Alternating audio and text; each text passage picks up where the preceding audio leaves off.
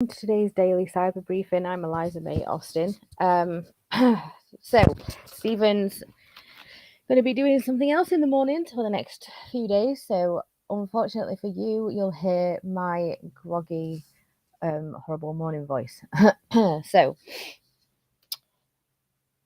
I've got a few interesting, pretty cool topical stories to get through today, so I'm just going to try and smash through them.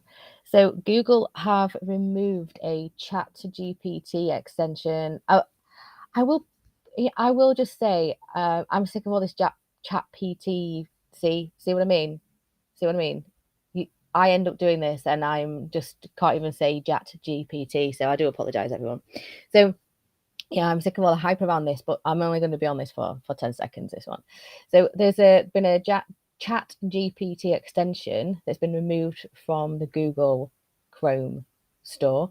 So this was a legitimate extension. It did all the functionality of the original chat and you know what? I'm just going to say GPT. Okay. So it did all the original functionality of that. So it actually did the work that you would want it to do, being a browser extension for Chrome. But it just had a few lines of cookie stealing code in there. 9,000 people did download it. The only difference was, rather than Chat GPT for Google, it was called Chat Space GPT for Google. So you can forgive people for kind of not really knowing this. So, really kind of smart. Not a lot of work on the attacker's side. They'd also used sponsored, so they'd paid for Google ads as well. They'd used sponsored Google search.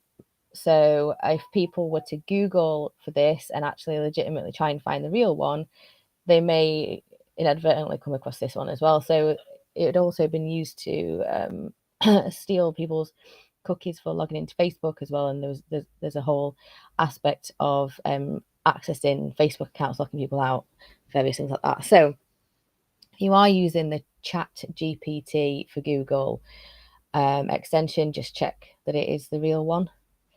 I suppose one of the easiest ways to check is A, look at the name, and B, see if it's still in the Play Store. If it's not, maybe uninstall the one you've got and install the right one, or don't install it at all because it's weird.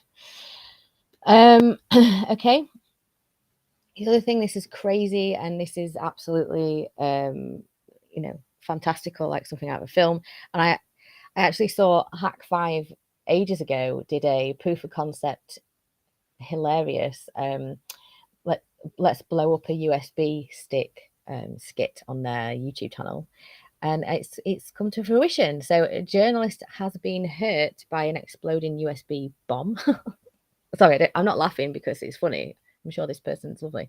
I'm laughing because I'm a nervous person. So yeah. So this is in do you know what? I want to say Ecuador, but I didn't write that bit down. Sorry. But it's in South America. And a journalist journalists have been sent USB drives. This one person has injected it and it's exploded. This is a TV presenter called Lenin Arteda, which is a lovely name, by the way. So he's inserted it into the computer. The theory is that as he's inserted it, there's been an electrical charge as he's done that. And then the drive is possibly contained RDX, and that's a military grade explosive. Okay. But that's not been confirmed. So we don't 100% know. I mean, that's the theory behind it. But I suppose it would be painful on your hand because you've got to actually hold it to inject it. So it looks like it's backfired and hurt his hand. Only half of the charge has exploded. So that means that this guy has been injured and the full USB hasn't been detonated. So it could have been worse. Especially if you're like me and you always inject your USB the wrong way around and you have to turn it up and down like 5 times. So you get your face right close to it as well. So kind of unnerving, that one. So yeah, there's been a few different people that have been sent these USBs, but we've not got confirmation of exactly what's in it yet. And as far as we're aware, only one person has actually detonated it. So that's terrible. That's really awful.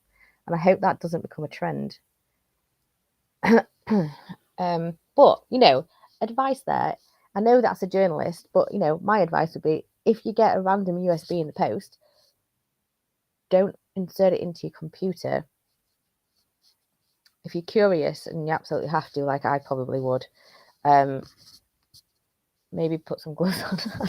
I don't know how you would get around. You can't just injecting it into a sandbox isn't going to stop it from exploding in your face, I guess. So I have not got any good advice. I do apologize. Maybe get someone you don't like to do it. So this is a really cool one as well. So Cisco have identified and released 3 out of 4 critical vulnerabilities that they found in Netgear's kit. So, you know, this is very much one supplier investigating another supplier and finding some vulnerabilities and then releasing it to the public, which, you know, you can argue that's a good thing or a bad thing.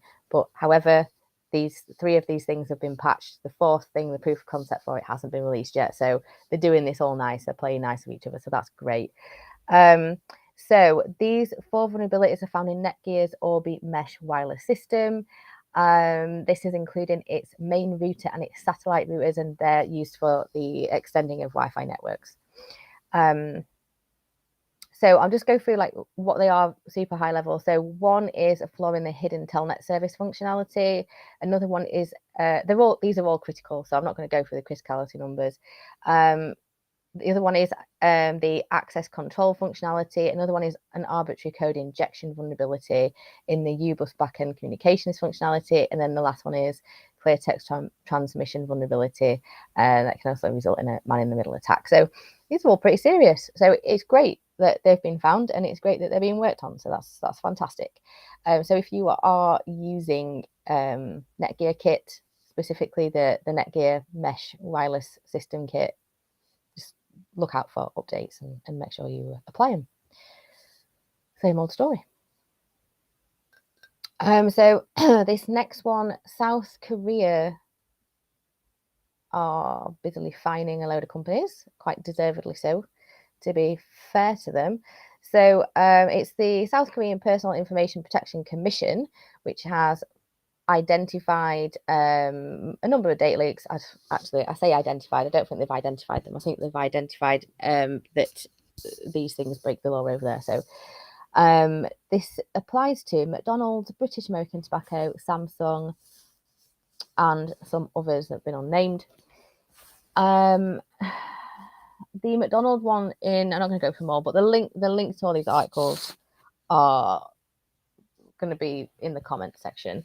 But the McDonald's one in particular, nearly 5 million users' information has been stolen. How bonkers is that? Or accessed, rather. And that's simply just from having a SMB volume with sharing enabled on it. So, very preliminary. I do apologise that I'm just going between each word. I apologise, and Stephen will be back with you as soon as humanly possible. But yeah, so quite deservedly so. Some of these are broken down in the article that I'll share. But yeah, so some pretty nasty big fines there. Huge ones. Huge ones. I think the McDonald's one alone is 540 million dollars. So that's pretty crazy.